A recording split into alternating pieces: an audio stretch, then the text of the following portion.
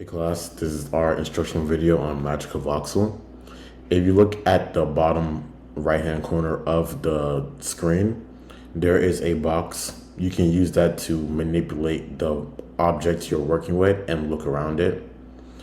You can either do it by dragging, or you can click on the faces or edges of the box in order to snap to various positions. If you look on the left side of the screen, this is where all of our tools are. When you open it, by default, you should be on the erase tool. And so I'll be teaching you how to use the erase tool first. The erase tool, when you click on anything, it lets you delete that section just by dragging it away. As you can see, we just shaved off the entire top part. Inside, when we go to the side, we can remove the whole side and so on and so forth. But we can also delete things by selecting them. So that's the select tool. So if I highlight this entire section, it will highlight all the voxels, not just the ones I see, but through the entire object. So if I press delete, all of those disappear. Now, if I press delete without selecting anything, everything goes away. But I can undo this by pressing Control Z. And Control Z undoes all any edits I last did. So I can go all the way back like I do now, and we're back to our perfect square. But what I'm gonna do is I'm gonna delete the whole scene so I could show y'all the other tools.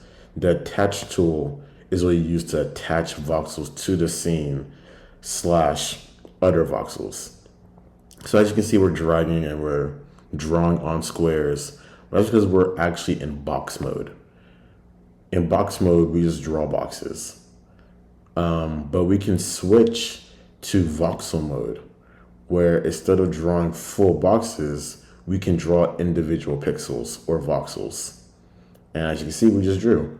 So that's how we can freehand stuff instead of making everything a big block. But if we go back to box mode, as you can see, it makes a box instead.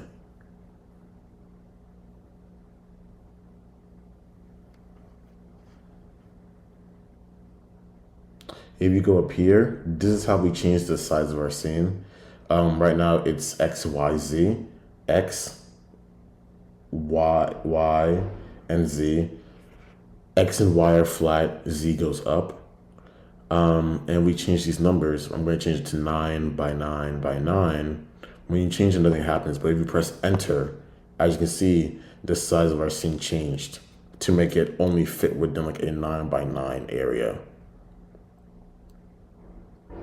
And you know, it's quite small. So I'm gonna go back and just go back to what we had originally by using Control Z. I'm gonna show you the final tool, which is your paint tool. The paint tool just lets you recolor your voxels. That way you're not just designing all in one color, but you can design the shape and then color it as if you were painting. And that's a tutorial. Y'all can now go on and make your own creations.